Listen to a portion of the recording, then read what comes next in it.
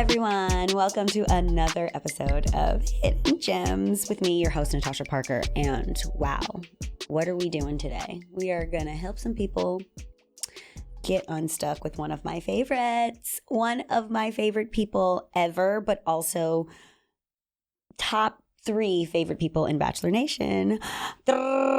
Rachel Lindsay.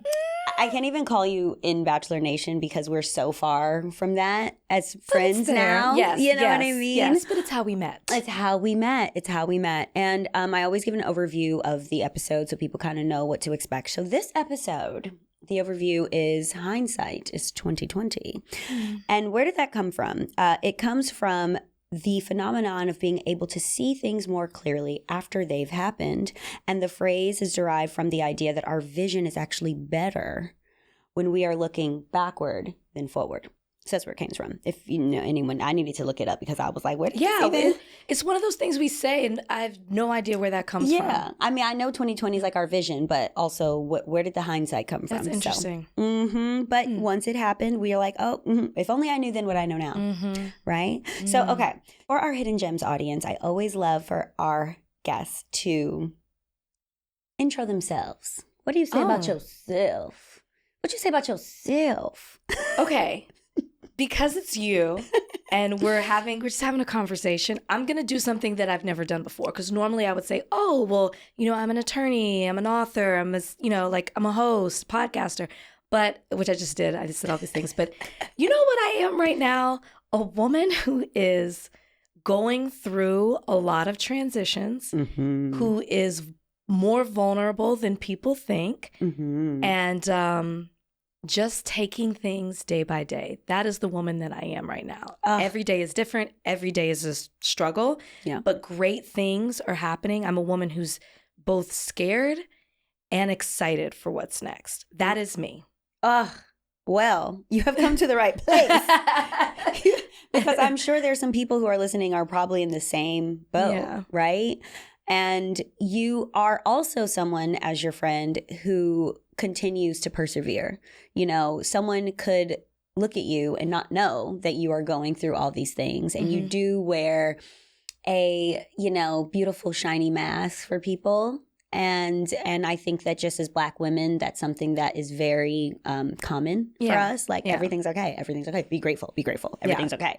But, everything's not okay all the time. Right. And we have to take that time for ourselves, whatever that looks like. And speaking of, I want to know what is kind of what's in your toolbox? What's in your mental, emotional toolbox? What do you do when you're like, I'm overwhelmed? Disappear. Not a good thing.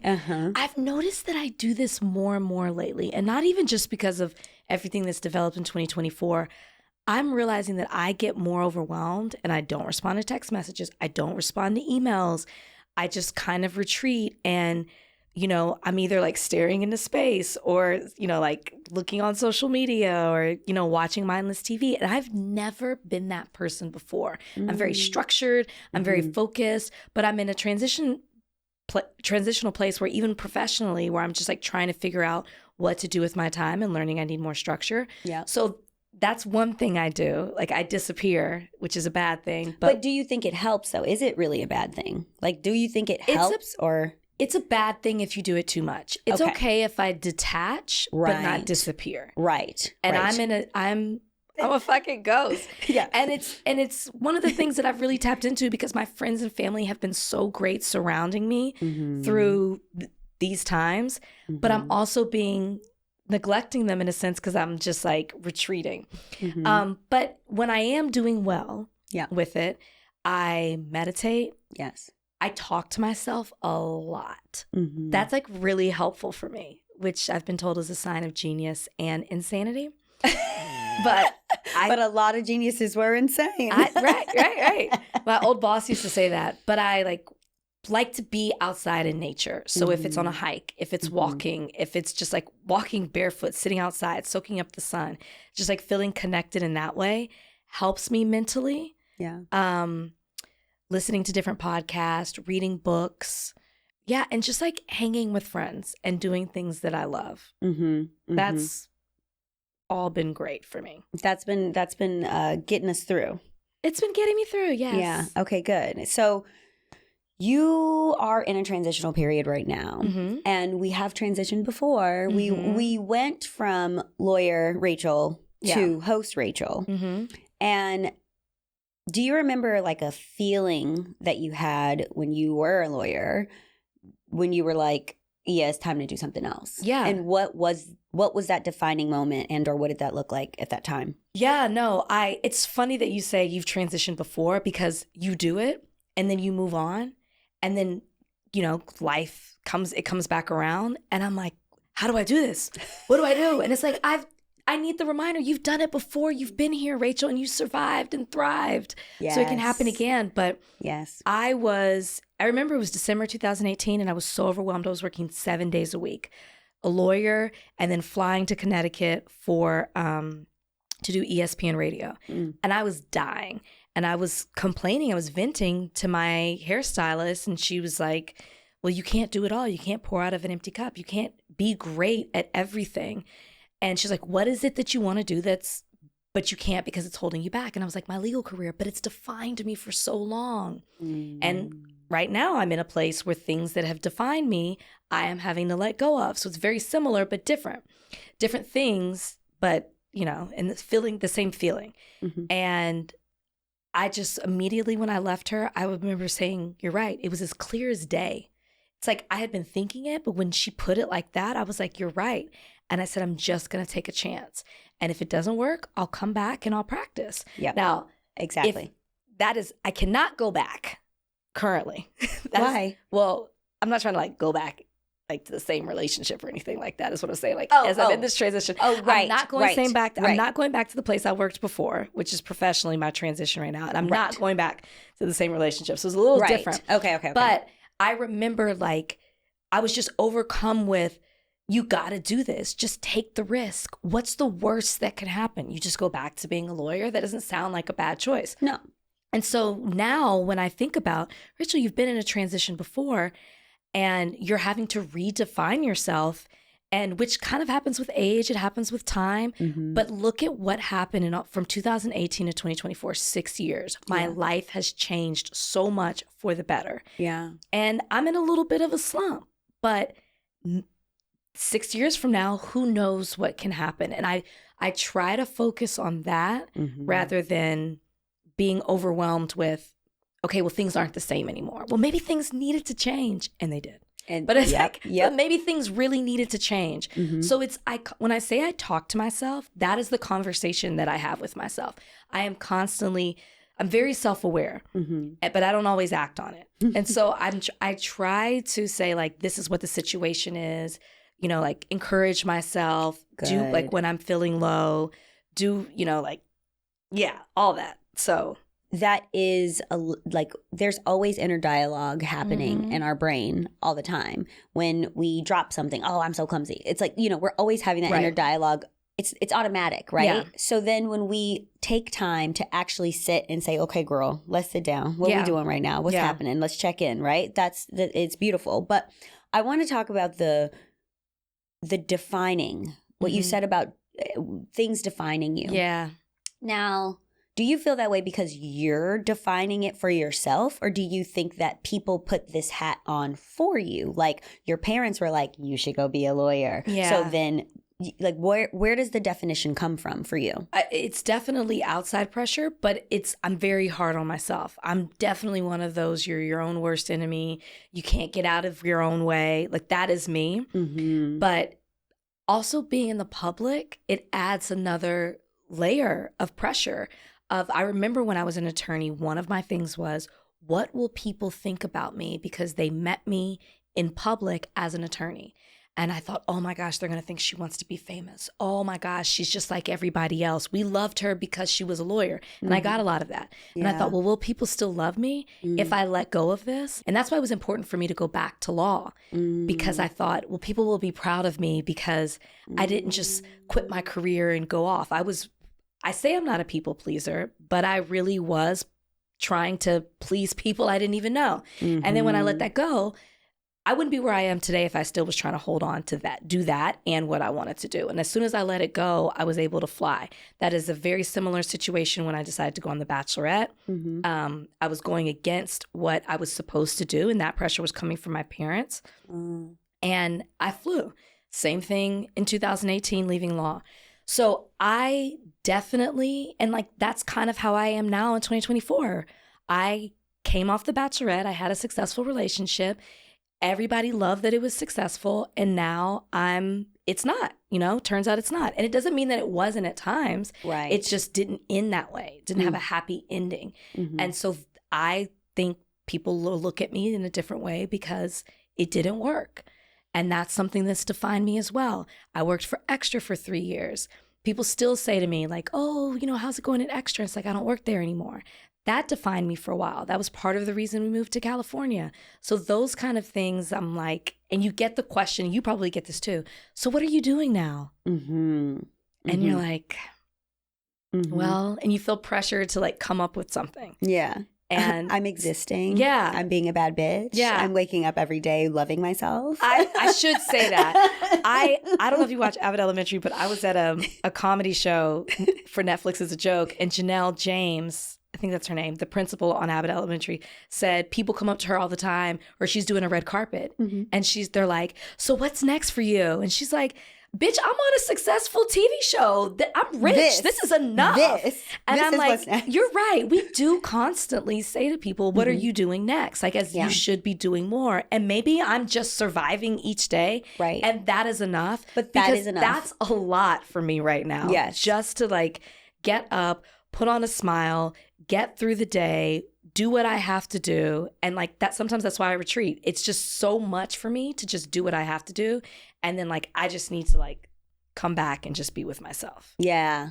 Yeah. I think I do get the sentiment of what's next for you. And I understand why people ask the question. And I also want to know what's next for you and things like that. But I do think that on the other side of that, a very valid answer is what's next is me walking out of this studio. You know what I mean? Like, it's just that simple. That's how close I am to it. I'm not out there right now. I'm not that far out. And that's the answer, and that's it. Yeah. You know what I mean? Yes, for sure. And that's okay.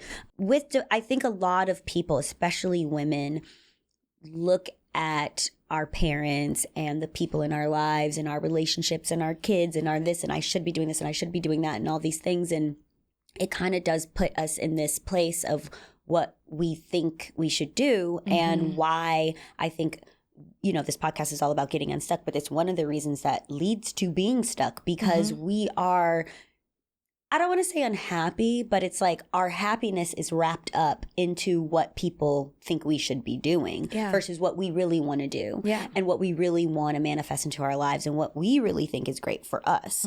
And, you said that the relationship didn't have a happy ending because you are currently going through a divorce. But you did. You gave that show, The Bachelorette, you gave it a happy ending. If I turn the show on right now and I watch it, we got a happy ending. We crying at the end. We got a proposal. That's what the show is about. And we can package that up and we can throw it away. You know what I mean? No, you're right. We don't have to take that on and on and on. And every year, it's something that I do, like from not during the new year, but like from every year for my birthday. I'm like, okay, what actually belongs in this new year? And what doesn't, because some things just don't, right? Some things don't belong, right? And that's okay, because that chapter, when I think back on 2023, that was a nice little, there are guys that I did in 2023 that did not belong in 2024. And when I think about them and I think about 2023, I'm like, that was cute. And now you don't belong there, right? And so that's not to say, obviously, I've never been through a divorce, but that's not to say, like you said, all of it wasn't bad. And that's not to say that you didn't have great moments and things like that. And obviously why you stayed in your marriage for the time that you did. My parents are still together. I know your parents are as well. And there are bad times. There are bad moments. And the hope is that you get through them and sometimes you don't. Yeah. And that's just reality. There's a 50% chance, right?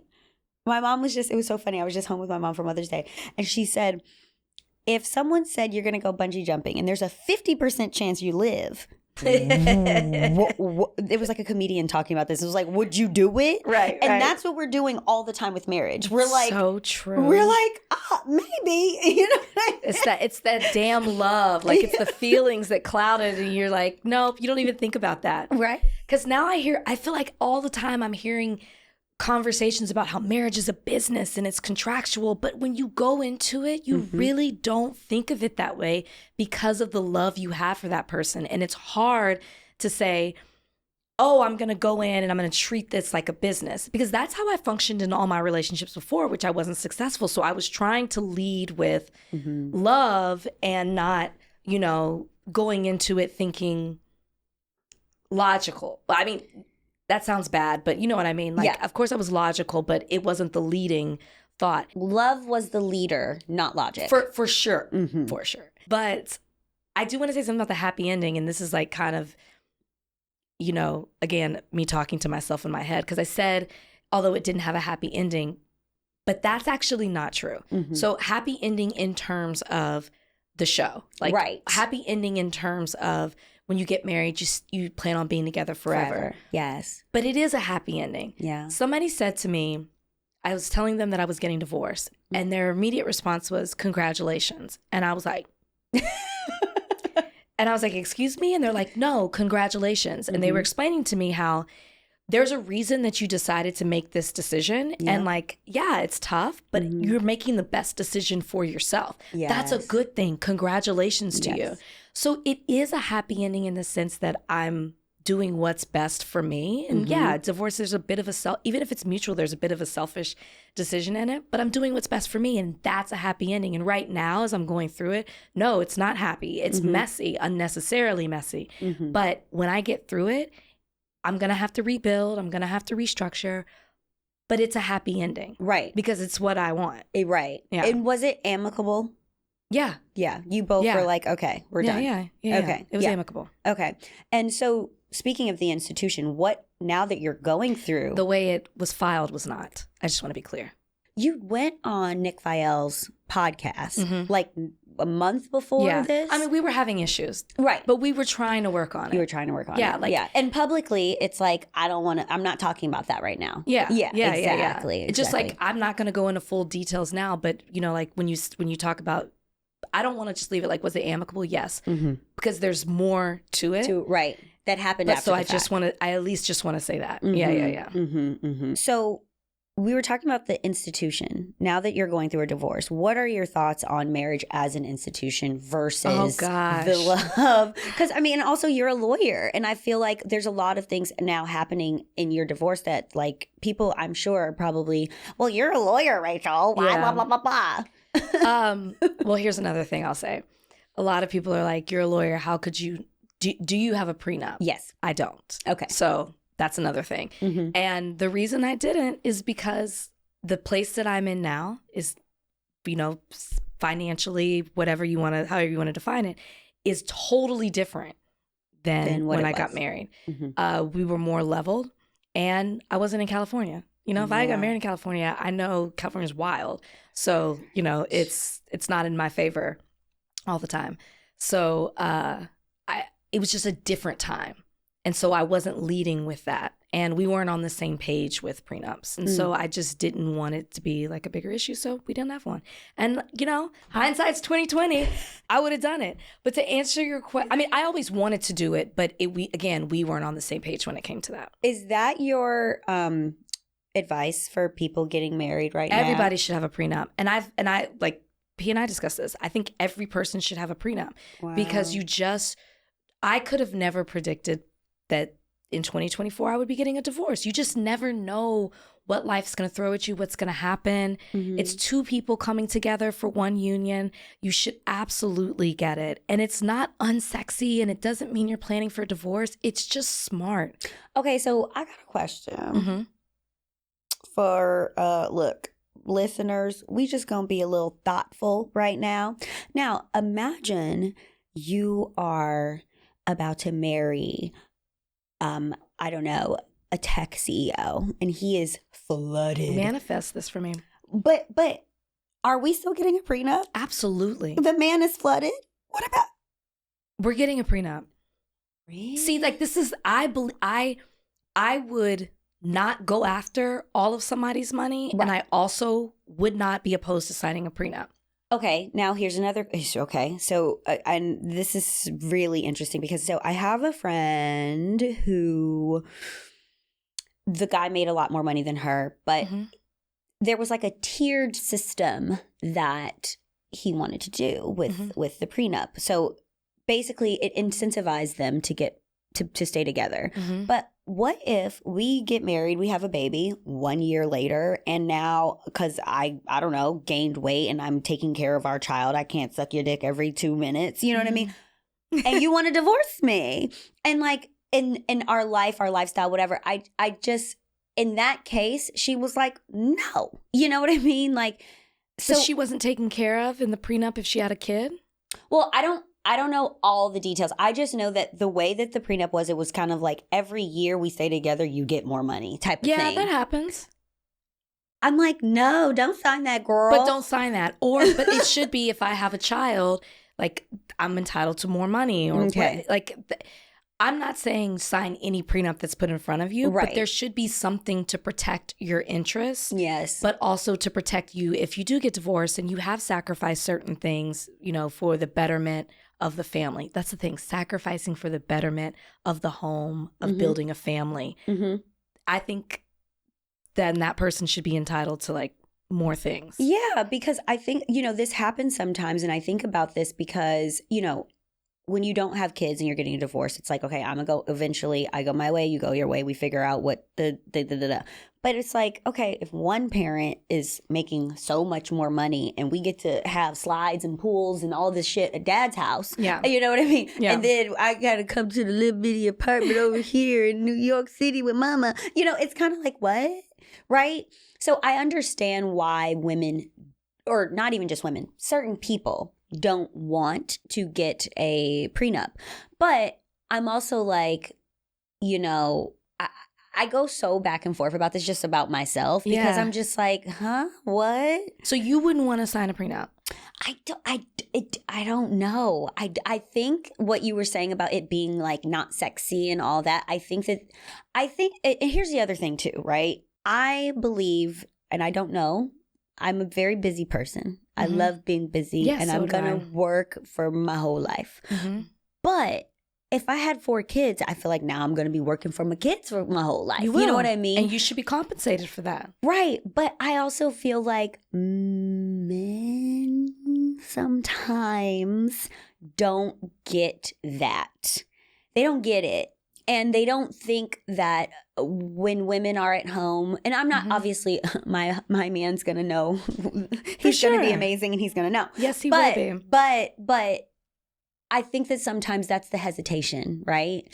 I don't know. Well, you would sign something that's like, if I have 1 child, 2, 3, 4, that's this is what I'm entitled to. Or like it can be anything. If you make $1 billion during our marriage, then that changes the terms of the prenup. But I don't think that you'd say, oh, you made $1 billion while we're married, then I'm entitled to half a billion. No. Especially, but that's what people do. Yeah, which is crazy. So like that's why you wouldn't be uncomfortable signing a prenup. And let's be honest, if it's $1 billion, if it's a B in the conversation, prenups are happening. Okay. Yeah. Period. Yeah. Like, and I'm manifesting this for you. Yeah. You would take 100 mil and bounce, and that would be fine. Period. But also, if it's just me and no kids, I feel like, you know, I will bet on myself, and we do bet on ourselves, right? You would think that would be the case. Well, I mean, and if you're not betting on yourself, I don't know what you're doing. I don't know what you're doing. Yeah. It's just a really tricky. It's tricky. You just, again, the person you marry is not the same person that you divorce. Oh, it's just not. And I'm talking about myself too. Ooh. I'm not the same that I was when I got married. You're just not. And that's why a prenup is necessary, because you're dealing with dissolving a marriage and you're 2 different people.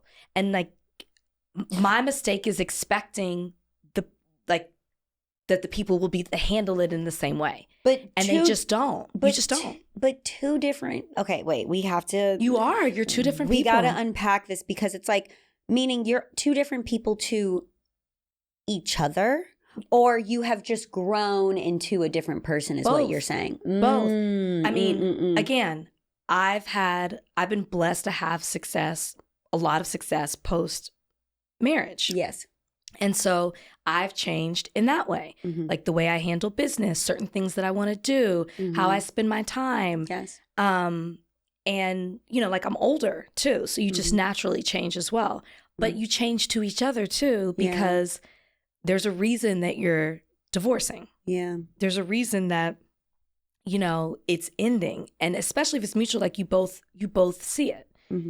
And so you're just so different to each other because feelings that you had when you're divorcing were not present when you got married. Okay. At least that's how it should be, right? Right. Like the way I feel now, or the feelings that I had, towards him when we were deciding to get divorced, none of that was present before.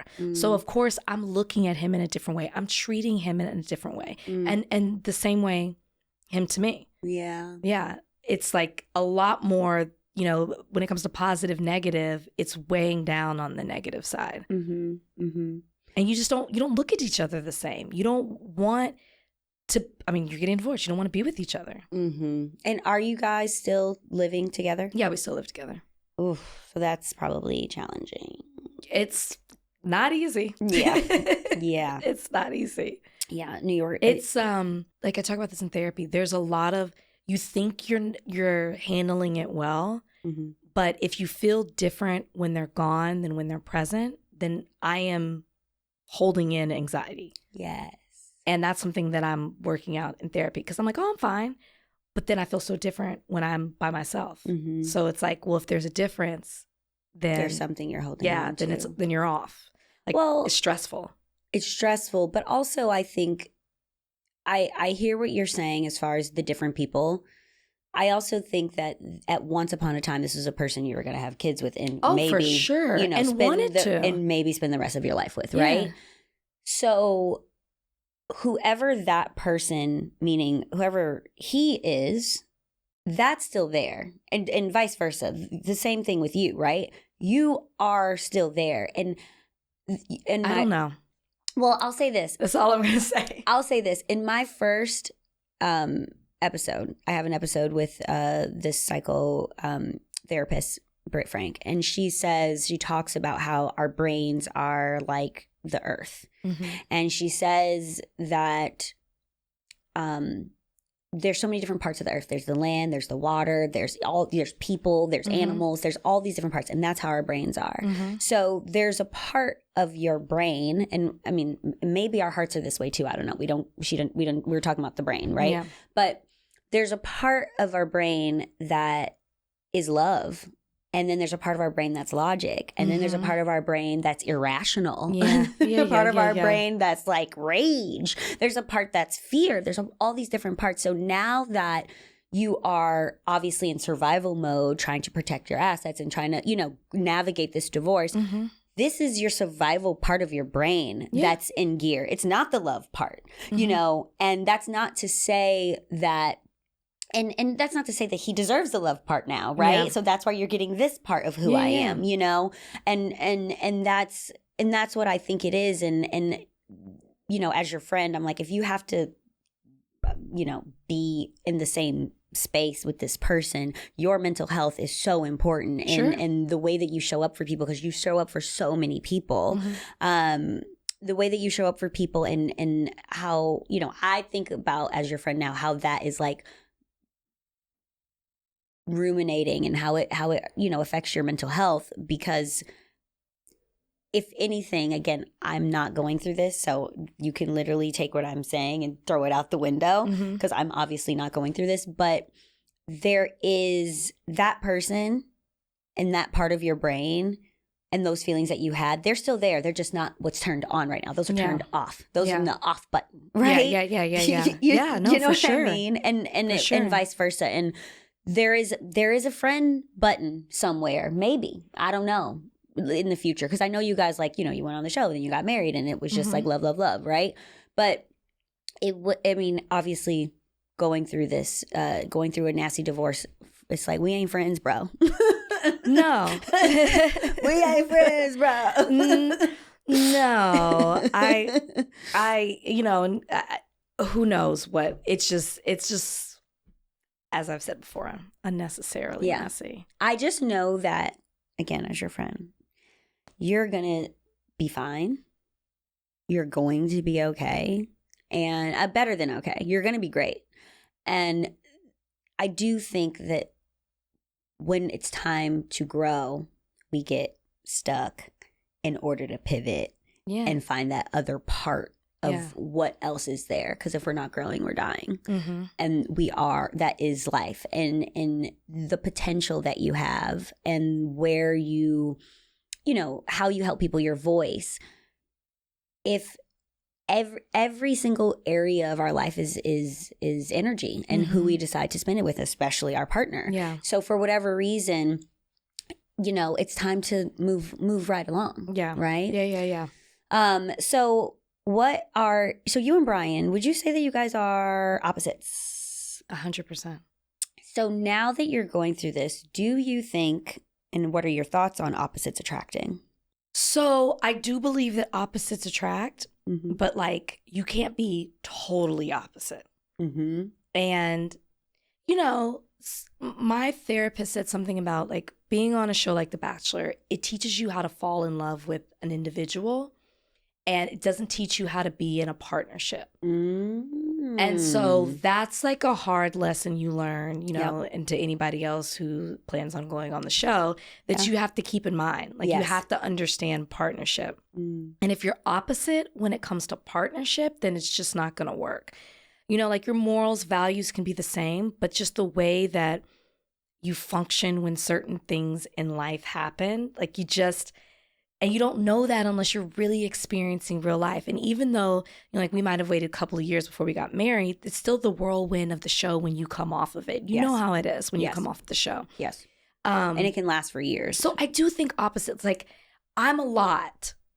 I like have a big personality. I like to move around. I like to be doing things, but I don't necessarily want my partner to match that. Like, we don't both need to be the life of the party. Right. You can hold my purse while I'm, you know, like, whatever. Yeah. Not literally, but I'm just saying, I'm more like a quieter person. I like more of a chill personality. Yeah. Because there's a balance there. So that's what I guess I mean by opposite, but not like the way we function. Yeah, so you're not attracted to, like, so the guy who's at the party, like, no,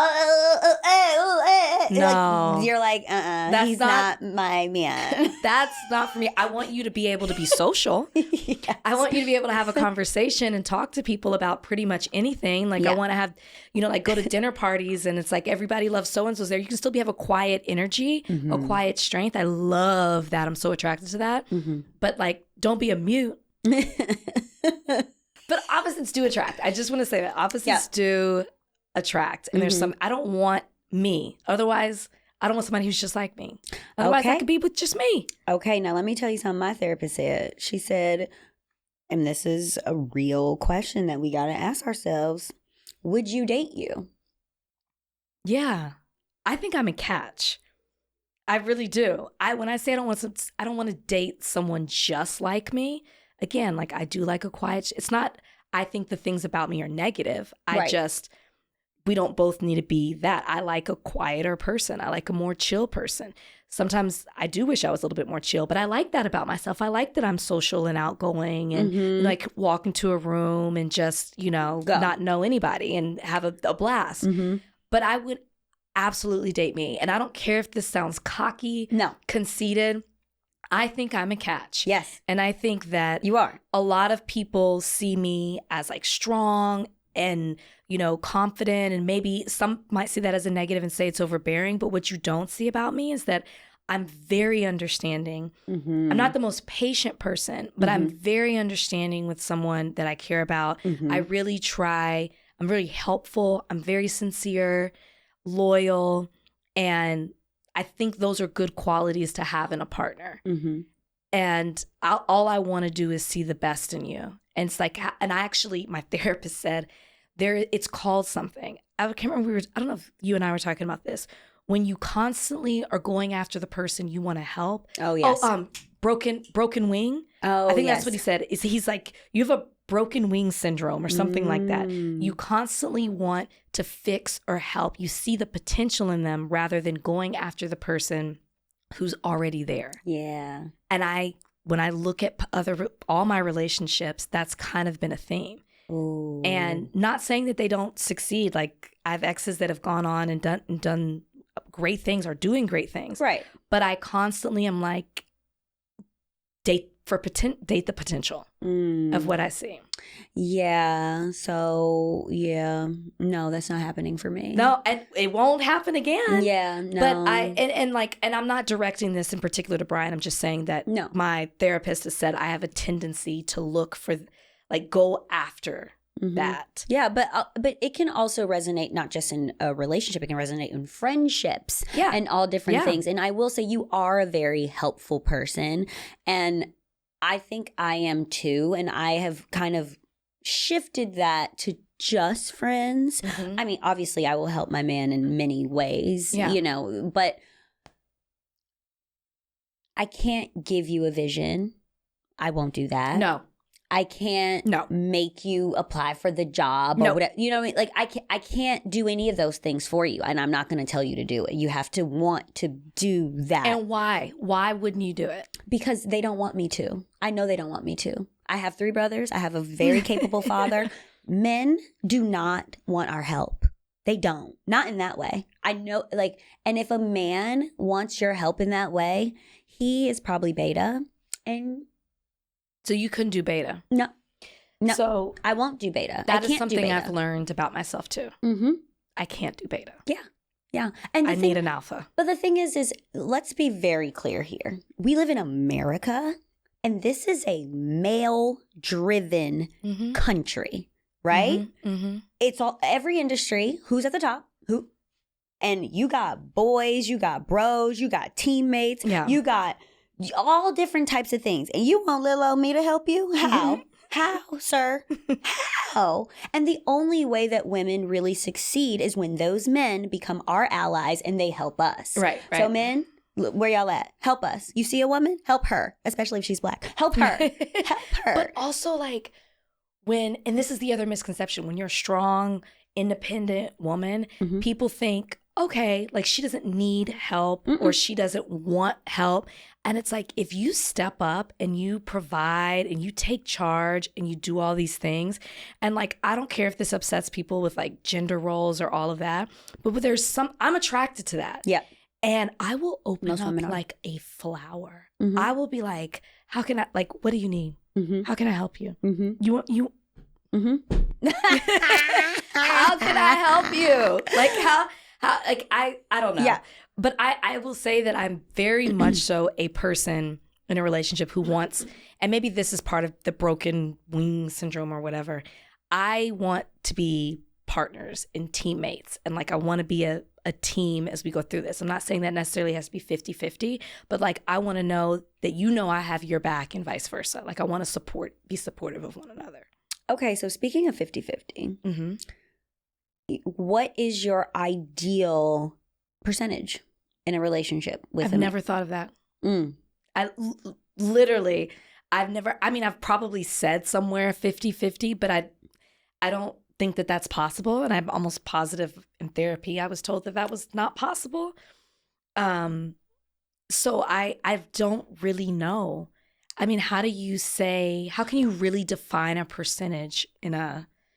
Well, I'm just saying what you would hope for, right? Like, for me, and I'm speaking like financially, okay, right? Like, we have a home, and we, I don't know, you get a joint bank account, whatever, And again, this is individualized for every single person, right? And everyone's situation is different. If I was a little rich kid, obviously things would be a little different. I got a trust fund, whatever, Yeah. Maybe it'd be a little different, right? I don't know. But for me personally, and where I am in my life and the people who I've dated and what I want, 80-20. 80-20. And let me explain that. Yeah, what's the 80 and what's the 20? Let me explain why. So if there's a guy that I am dating and he has an apartment, let's say, or a home, and we live in New York, and his apartment is $5,000 a month, let's just say. And I have my apartment, he has his apartment, we move in together. If he has been paying $5,000 a month for his apartment and I move in, I might pay a light bill, but why are we now splitting this 50-50? Now, if I go, hey, we need more space, I need this, I need that, and he's like, financially, all I can do is $5K, and that's what I've been paying, and we end up getting a bigger place that's, I don't know, $10K or more, then I am so happy to contribute more. But give me the option to say, actually, I don't want to pay anything, so I'm just going to move into this apartment and we going to do... So if you move into his apartment, you don't expect to pay anything?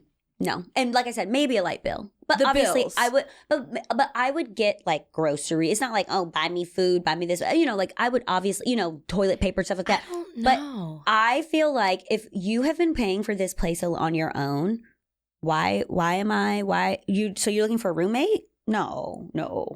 I guess I get that. I mean, I understand the concept. That's it's just me. I've never been in a situation where I was even thinking about that. I never had. I could never do that. Yeah. I never have been with someone that I lived with or was in a situation where like I stepped into their world like that. Well, but I was always the breadwinner. But when you moved to Miami, didn't you live with Brian? Did you move in with him or did you guys get another place? We got another place. Okay, so that's different. got another place. So that's different.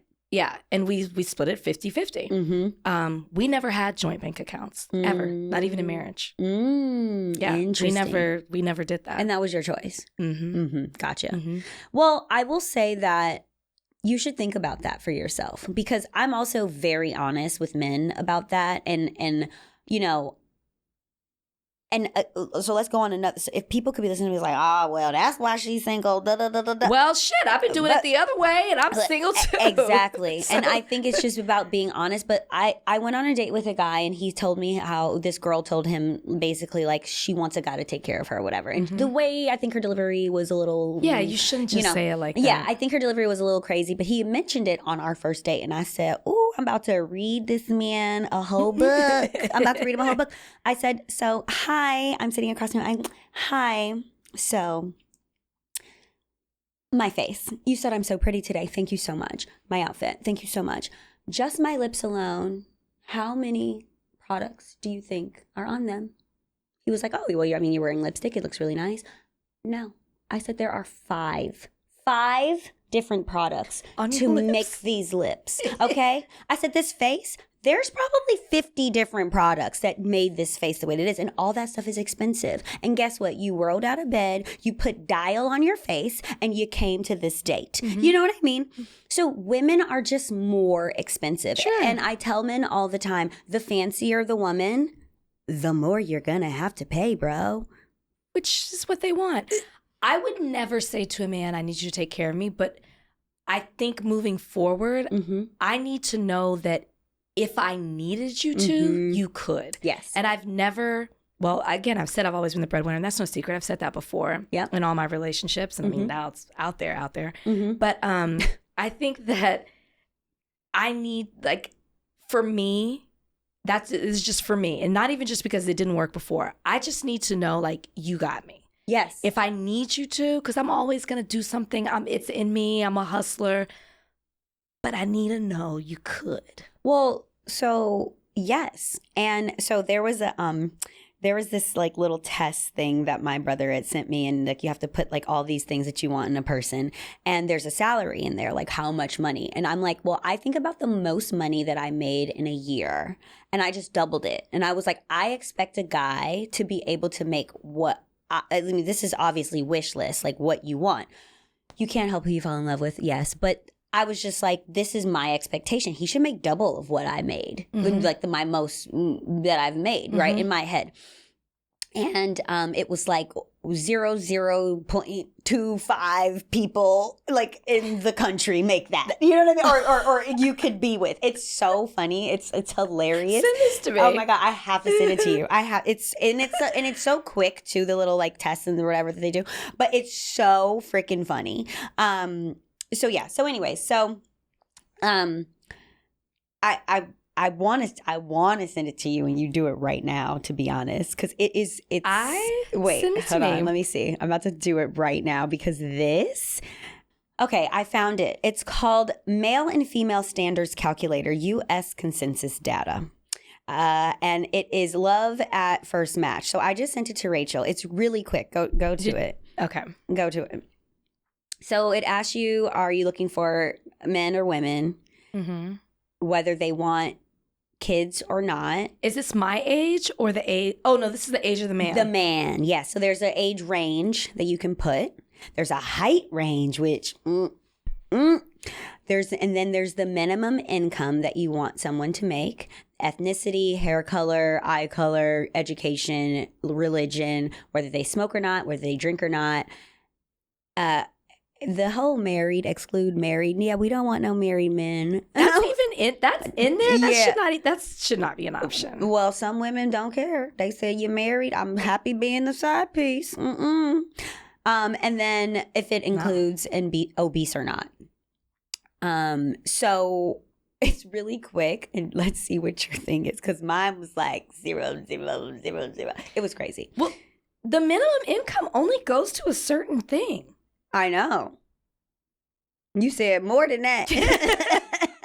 I think I'm just like shocked. Yeah, no, it maxes out at $1 million. Which that's okay. Not everyone's in entertainment, meeting all these multimillionaires, Rachel. That's not necessarily me.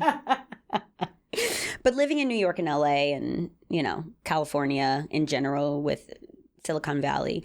Yeah. So exclude married means if I don't want them to be married, do I put yes or no? Exclude married. Yes. Yes. Okay. Exactly. Why is obesity on here? That's so weird. I don't know why that's on here this either. This cannot be real. It says 0.0066. That's 10,000. Guys, I might be single forever. That's 10,889 out of 165 million men. There are 10,000 men that fit that criteria. And that means they have to be attracted to me. Mm-hmm. And I put my age range up to 55. I did 35 to 55. Well, let me tell you something.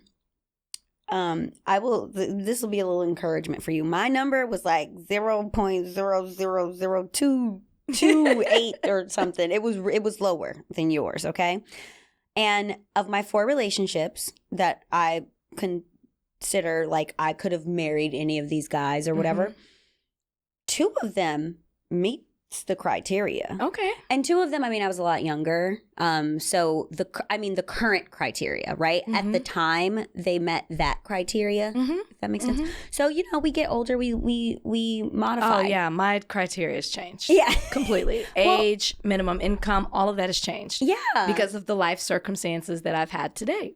Well, and I think that that's a really honest conversation that people need to have with themselves. Mm-hmm. When they say, is love enough? No, it's not enough. No, it's not. Because compatibility is so important. And I have a whole episode about this with Jenny Minen, and she talks about how chemistry is great, but compatibility is really what you need to be with someone. And I don't want everyone to listen to this and think like it's money, money, money, but these are real things that women are so attracted to security. Mm-hmm. And for some people that's financial, some people that's physical security. It depends on what it is. That's what I know. Some women, they will not date a man under 6 foot. They like, I know. They're like, he's a shrimp, and if somebody comes and a burglar, whatever, he's gonna look at me, and I'm like, that's so not true and crazy, but that's how they feel. I know. That's really and they date men who are over 6 foot. Yeah, that's not my criteria, but that's how some people are. Mm-hmm. And with that said, it's something that you have to really think about what makes you feel safe. And to round this about, the reason why I said what I said about what I'm looking for, it's like I saw my parents, and I love my parents so much, but I was in a 2-parent working home. My mom had 3 kids, and my dad already had kids from before they were married. And they both worked. My mom worked hard, my dad worked hard, and like, that's great. But there was a lot. I mean, my parents, I did so many sports growing up. They couldn't come to any of my meets, or that they were working. I you know, I wanted to be an athlete myself because it just gave me something to do. But, you know, the people, every single really talented person that, you know, it's like their mom or dad was with them shooting in the gym. You know what I mean? Like, they had to be there and like really push them. We're kids. We're into one thing one day and something else another day. Like, you know, so when I think of like really extraordinary and really honing in on whatever that is that a child, their gift is, be it sports, be it art, be it whatever it is, having a parent at home with them every day when they're a kid in that developmental state, I think, and this is just my personal Natasha Parker belief, if I want to stay home with my kids until they're 5, until they go off to school, I want that option, and I want a partner that understands that I want to be my child's first and last influence. But I'm not saying that later on in life, maybe now the kids are grown, now you go chill, boo, and I'm going to go do and be and whatever myself, right? But when they're little, it's just something that's really important to me, and I've had to ask myself, what's really important to you? And I encourage people to do that. And now that you're about to start on your new journey and dating and all these things, what's important to you? You know, it's I don't even know if I've asked myself that question, so I'm like gonna work this out as I'm saying it. But before I was on The Bachelor, I was in a relationship, and there was, you know, I was in a different place. There was one thing that was important to me, and then that boyfriend was super ambitious and he had played football. His career ended quicker than he thought. And so he decided to go into coaching. And when I started dating him, he was not a coach. So I was like, oh, I am not about this coach's life. This is dating a college coach is a lot. We weren't married, but it would be like being a single mom. We weren't married with kids. And so I quickly learned that I was number 3 on his list. It was his job because he was trying to get there, and he has a lot of success now, but he was trying to get there. He already had a kid, and then it was me. And I thought, okay, I want a man who prioritizes me. That's what's important to me. That became my leading thought of going into the next relationship. What am I willing to sacrifice on because I want somebody who prioritizes me? And moving into The Bachelor and that relationship, that's what I felt I had. And so I was willing to not pay attention to other things. I see. Because I wanted, what was important to me was someone who was supportive and who was there and wanted my support and, you know, like really was just, could give me things that I couldn't give myself. Yes. Right? I know I'm going to be ambitious. I know I'm going to work hard, but I can't love on me like that. Right. You know? Right. You need that. So that was the main thing. Coming out of that, hindsight, and seeing what I ignored. Right. It's not that it wasn't there. I ignored things. Now it's like I want, you know, again, it's not that I want somebody who can take care of me. It's like there has to be a balance in between. I do want somebody who's supportive, but I also want somebody who can provide me, who makes me feel safe. Okay, that is like so key to me at this point in my life. And that safety includes financial security. It includes physical. It includes emotional. I want that security in all 3 of those things. That is so important to me. And I don't think that that's asking too much. No. I'm not saying you have to make more money. I just got to know, and to steal this from my co-host Van, I just got to know you got me. You got me. You got me money. That's what I need. And the truth is, you know, living in New York City is a different price tag than living in Ohio, right? It's a different price tag living in Bali. Me and Bae, we loving on each other like that. He said, let's go to Bali. We living real good off of not a lot. Right. But that is, you know, again, these are choices. And it's like, well, we have to go here and we have to do this. And that's what I did a whole episode about manifesting, and it's like trusting a person's vision. And if the vision is now that we're leaving this crazy place to go here, and if you trust this person, then you go with them. And the only way that you can fully, I think, trust a partner is if they got you. Yeah. Yeah. And you need that. I need that. I have to have that in the next thing. Like, I have to feel safe. And I can't say, well, I got me, so that's fine. I know that that's not enough for me anymore. So moving forward, I'm looking for a partner who's got me. Who's got us. Yeah, us in a variety of ways. Yeah, yeah. So in the Bachelorette days, were there red flags that you ignored because of, like you said, you had this one thing with this one guy and then you switched it over that have now come up now that you're getting a divorce? Yeah. I mean, I'm not going to like get into detail, but of course. And I think in hindsight, most partners would say that, right? Like, I'm sure that he would say that there were things that were a red flag to him. So yes. But like, for me, I was leading with emotion and love and like what was important to me. And what was important to me was someone who was supportive and could emotionally be there. And he was. And I got that.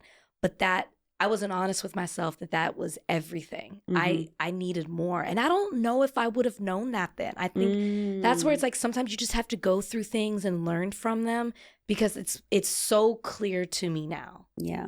You know, I don't regret. Like, I don't have regrets. I don't regret it. You know, there's certain things I wish I would have done differently, like a prenup. Yeah. But I don't regret relationships. Yeah. I really believe you learn from them. And you even need when them. they hurt, even if things don't end the way that you want, even if they get messy, I wouldn't be who I am without going through some of this stuff. Yes. What have you learned about marriage that you know now that you wish you knew? Well, maybe some of the things I said before of like, I already knew marriage was going to be hard. You never know how hard, but it's just hard, right? It's like ebbs and flows. Someone's up, someone's down. You go through things individually with people's families, friends. Like, you go through life. You life together. Life is not easy. Life together. Life is not easy. So marriage isn't easy. It's two people coming together. I knew that. I knew that there would be sacrifice on, you know, you both sacrifice. I was cool with that. I think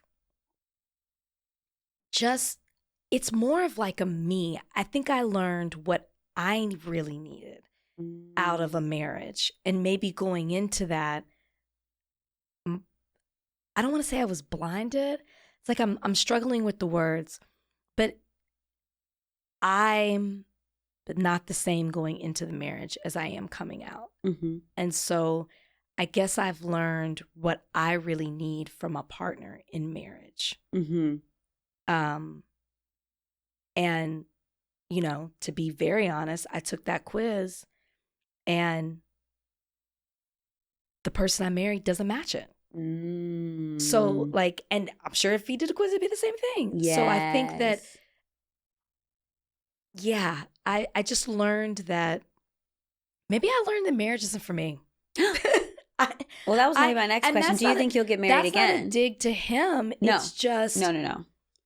I don't know. And I was talking to my mom about that. I was having a conversation. I don't know. I definitely want a partner. And maybe the right person would change my mind. Maybe it's just too soon to even say that right now because I'm so in the thick of it. Yes. But I would like to think that I would want to get married, but I definitely want a partner in life. I want adventure. I want fun. I want a best friend. Yeah. And I want the things that I felt like weren't really a part of my marriage, that maybe I wasn't honest with myself. So if I found that, then maybe I would be inclined to do it again.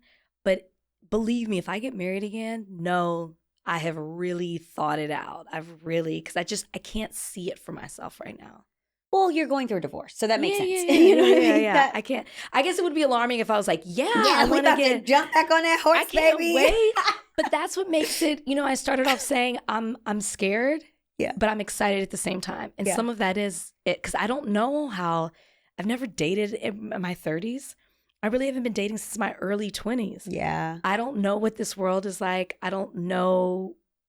I hear horror stories from my friends, and that's fun. It's scary, and it's so exciting. Much fun. And you know what? I will say this. People are so quick to hate and be mad and be like, I'm dating is this, dating is that. And I've had moments, but I will say, and I think you resonate with it, people are fascinating. People are doing fascinating things. It's, if you're a homebody, you stay at home every day and you just want to watch, your TV shows and this, and this, and you don't want to actually go out and meet people in our social, then dating probably sucks for you. But someone like me, I meet interesting people all the time. I don't want to marry you and I might not go on another date with you, but you were interesting and this was a beautiful time that we had together. Yeah. You know what I mean? Yeah. And I think that you are someone who has great connections. You meet awesome people and you know how to have a conversation and just enjoy the conversation. It is not like I don't have to be getting something from something or someone. Yeah. It's just you're in the moment and you're having that present moment with someone. And I think you're really good at that. And I think it's going to be so fun for you. It'll be fun. I know that will be fun. It's just, it's fun until it gets serious. That's, I think, what I'm more nervous about than anything else. Well, that's the vulnerability portion. Mm-hmm. And again, you're talking about you being strong and you being this and you being that. That is something that you are in therapy, and that's something that I think the more comfortable you get with how you really feel about things and yourself and other people and get honest with yourself. Yeah. No one else has to think how I think. I don't want anyone to feel pressure to think how Natasha Parker thinks. I just want to give a different perspective, and that's what this whole podcast is about. But you get honest with yourself and you have no problem. The vulnerability just kind of comes off now because you're just like, this is how I feel and I feel this way and I can tell you exactly why, because when I was 6, this, you know what I mean? Like you were unpacking so many things and so many traumas and whatever happened in your life that you're like, this is me, this is my makeup and this is who I am and this is how I am. And I also think, so I don't know, have you read this book, The 4 Agreements? Okay, now I know I have to read it. You are the third person, and I'm big on 3s, the third person to say to me, I bought it. Mm-hmm. So when I go home from New York, I'm going to read it. I know it's a quick read. Yep. And get a highlighter. but I'm going to read the book, and yes. Yeah, because the other thing is, and maybe people listening do this as well, it's like you have agreed that people say you're difficult. You have agreed that this, and this. You don't have to agree with any of that, because the person who you are to your parents, maybe to your friends, to other people, you're not difficult. You're very much not difficult. You're actually very chill. You know what I mean? I would say that you're not difficult at all, actually. I'm not difficult. You're not. But so when people say these things and all, it's like we're deciding to agree with how people feel about us. And this book talks about that. That's one of the agreements. It's like, you don't agree with what people say. Yeah. You don't have a title. You're not like that. You're not a host. You're not a podcast host.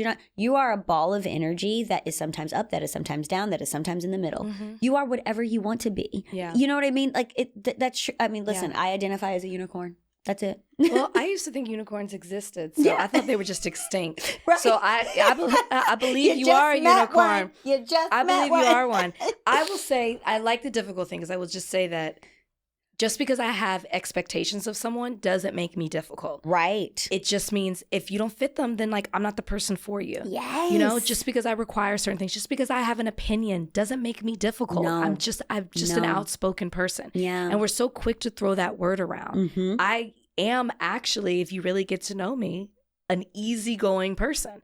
Maybe not professionally, I'm not, because I'm type A and I know what I want about certain things. And I think that that's particular sometimes to success, but I'm not difficult at all. No, I don't think you are. I mean, in your personal life, you're not, No.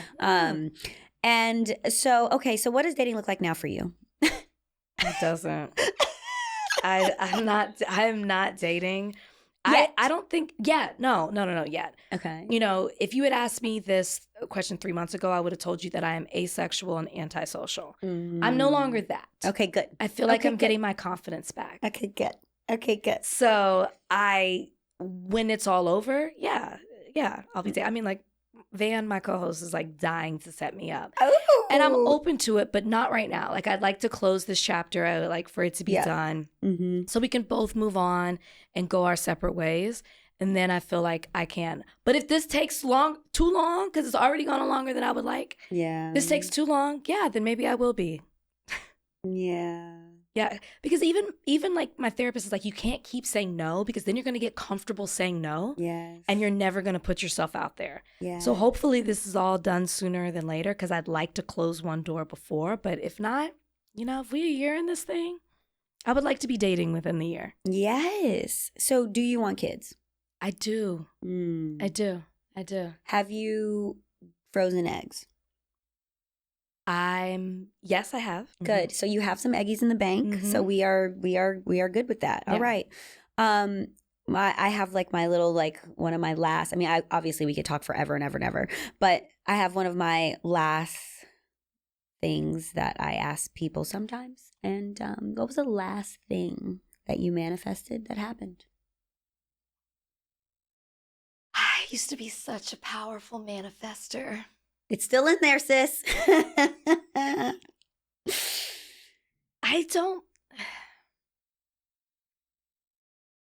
do I say this? No, I don't want to do that, because I don't know if I manifested that. I'm just happy that it's come back. You know what? Okay. I was talking to Adrienne Bailon. Shout out to her. And we were at a dinner. And I said to her, this was December, so I'm very much so on edge in my relationship. Okay. And I just lost my grandmother. Oh. And sorry to hear that. I said to her, she's very religious. And I said, I'm praying, but I don't know if I'm praying the right prayer. And she said to me, why don't you ask God to just open your eyes? And so the reason I struggled when you said, what's the last thing you manifest, is because sometimes my initial reaction when you say manifest is I'm manifesting a particular thing, a job, a person. But it's not just that. What I manifested was that my eyes would be open and I would have clarity, so that I was speaking out, whether you call it prayer, manifesting, or both, that I was speaking out the right thing so I could have some sort of understanding of which way to go. Yes. That was what I said. Direction. Thank you for putting it in one word, capturing it in one word. Yes. And I got that. Wow. And that's divorce. Wow. And so, she wasn't telling me that, and I didn't even know that's not what I was asking for. My God, like, we fought for it, not each other, but for it. Yeah. But I manifested direction, and I got it. Wow. And that doesn't mean that the direction that I chose is easy by any means. No. Doesn't mean that I don't struggle with it every day. Doesn't mean that I'm not sad or disappointed about things, but I got that clarity. So that would absolutely be the last thing. Well, I will say that from, with prayer and God, when people say like, and ask why this, why that, I've learned that God, and they talk about this when I used to go to church all the time, God doesn't prevent things from happening to us, because life happens and we have free will and we have choice and things like that. But he's there to carry us through. And that is what faith is all about. Yeah. And when we are praying, sometimes we can be praying for the wrong thing, right? I'll never forget, there was this woman, I'm not going to say who, but there was this woman who was dating this basketball player, and he left her for someone else, or started hooking up with someone else. She found out, and they had a family and whatever.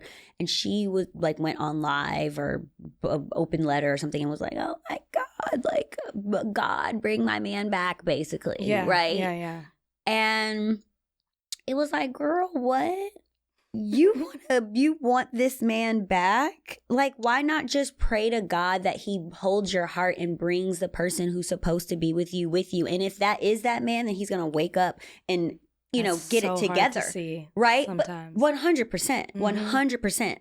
But it's just like, that was just in that time, I felt like I was where you were as far as like, am I doing this right? Because the math ain't mathing. What's happening? Right. And that was the clearest vision for me of praying for the wrong thing. Yeah. Or the wrong way, almost, you know? And so asking God to open your eyes, to give you direction, to show me the path that you want me to go on. There's a meditation that I'm creating right now as we speak called The Narrow Path. And that is my prayer. Keep me on that narrow path that you want me on. Not that I'm, you know, because I will get off path quick. The one we can't see. The one we, exactly. Yeah. So that is, you know, those are the things that when you trust God has your back and has got you, the prayers become more, I don't want to say general, but they're not so fixed because we don't know. We think save my marriage, but maybe you're not even supposed to be in this marriage. Right. What? You was never supposed to be here in the first place. Yeah. What? So I mean, and you know, possibly in God's eyes. So, you know, we don't know what the future holds. And I know at the beginning of this episode, and that is the crazy gem of this whole episode, you were like, I'm scared, but also excited of what's to come. And that the what's to come is what we need. Yeah. And like the happiness, like I wake up some days and I'm like, I'll feel my anxiety going crazy. And then I'll be like, but anything can happen today. And I am going to send you a song. Okay. And it is called What a Difference a Day Makes. I don't know if I can link it or whatever, but that song, when my anxiety is going wild, I listen to that song and I really think about it because one day they called you and said, oh, you're going to be the Bachelorette. Yeah, you're right. Changed. Yeah. Just whoop, quick, right? Just one like day that. They were like, you're going to be the host of Higher Learning. You didn't know if it was going to be. You're so right. Switched. You're right? so right. One day, you know, you met one of your besties.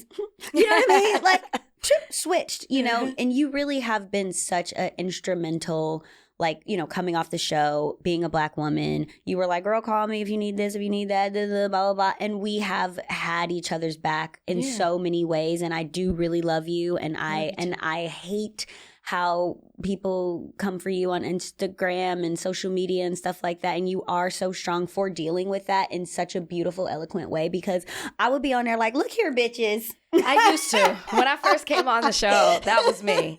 I was like clapback queen. And then I was like, why am I arguing with folks I don't even know? Yep. They don't know me and I don't know them. Exactly. And that's it. Yeah. And that's it. But I will say that, you know, for anyone who's quick to judge someone, look at the people who are in people's lives. So true. People who don't have no friends, we see why. And then there's people, or maybe we don't see why, but think about why that person doesn't have any friends. And then you see people who have so many friends and is so lifted and people love them so much.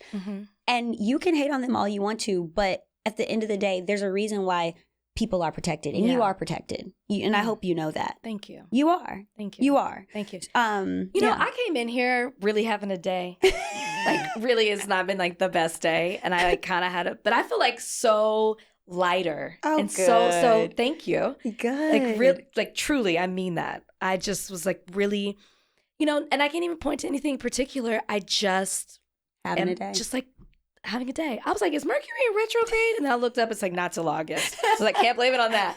But I just feel good. So thank you. You are welcome. And that's the whole point of Hidden Gems. We want people to feel lighter. I say that all the time. And it's a mindset and it's a choice. It's a choice. It is a choice. So thank you everyone for listening to this episode. I could have Rachel here again and again and again. She came to New York and I said, boo, come through. I'm so proud of you. I'm so proud of you. I'm so happy to be here. Thank you. Thank you so much. So next week, more gems with me, Natasha Parker. And thank you so much, Rachel, for being here because you are sis. You are sis. You are too. All right. Next week, babes. We'll see you. Thanks for listening to Hidden Gems with me, your host, Natasha Parker. Don't forget to rate, review, and subscribe. It really helps grow our budding community. Follow me on IG at Natasha Parker and the show at Gems with Natasha. Hidden Gems with Natasha Parker is produced by Gotham Production Studios.